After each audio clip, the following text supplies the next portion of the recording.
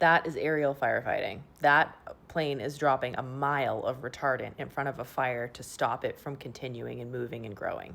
That is what we were lacking on the LA fires at the beginning because the winds were too strong for those guys to come in. That's like the other half of the team not being available because the 99-mile-per-hour winds are keeping them on the ground and it's not safe to get them in the air. The state of Oregon has taken a different approach this year in bringing in aircraft a lot faster and a lot earlier on their wildfires, and it was hugely successful. But the reality is, one of those drops, which typically takes about an hour because you've got a leader plane, you've got that plane, you've got to refill it with retardant, that's minimum of $60,000. So if you've got those running loops all day, going down, picking up, going and dropping, do you know how much money that adds up to so quickly? And then you've got multiple of them. You've got helicopters, you've got super scoopers on loan, you've got the guys on the ground on contract. This is why it's essential that when you have a disaster of this size, the state then asks for additional help from the federal government, which comes in the form of the state making a presidential declaration, which the state government has to decide to do. And then the president gets the request for the presidential declaration of emergency from the state.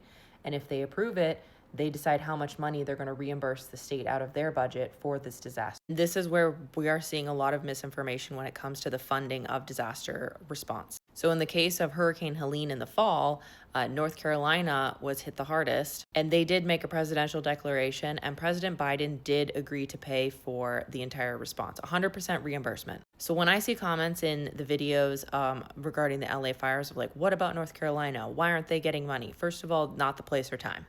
Second of all, the public information. This is available public information that they were approved for funding. When it came down to North Carolina asking for additional funding, their government vetoed deciding to do that. Like, it was voted against at the North Carolina state level to ask for additional assistance. So that's not the federal government's fault. And when it comes to Los Angeles, California has asked for a presidential declaration of emergency. President Biden has given it and also upgraded them from 90% to 100% reimbursement for this disaster as well. I've written presidential declaration requests before. They are super common once a disaster reaches a certain type. So a type 1 incident is what we call it in emergency management. States only have so much money set aside for disasters. And when you have unprecedented, I know I hate that word too, events like this that are so quick, so big, so require so many resources, and you can't think about how we're going to pay for them. We just have to approve getting them in because life safety is at risk.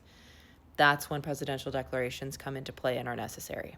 Another part of the federal government response that I see a lot of misinformation about is FEMA, and FEMA's not helping or FEMA's not paying. FEMA does not come into a state that is facing a disaster and take over. They are a support agency. So the feds send FEMA in, who I've worked with before, and they go in and support. So the state has to have basically a team working on this already, and FEMA comes in under them and integrates with their team and assists them. So when people are like, well, FEMA didn't come in and handle this, well, it's not their job to come in and take over someone's state response. That would be disrespectful, and the state would have no responsibility then. So in the case of North Carolina or California, those are the two most recent disasters. That's why I'm using them as examples.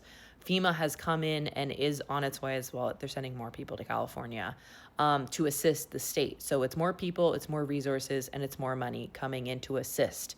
But the state takes primary role, primary response, primary responsibility. And on a personal level of responsibility, if you choose to live in a disaster zone that is of high risk, that is a certain amount of personal responsibility that an individual citizen needs to take.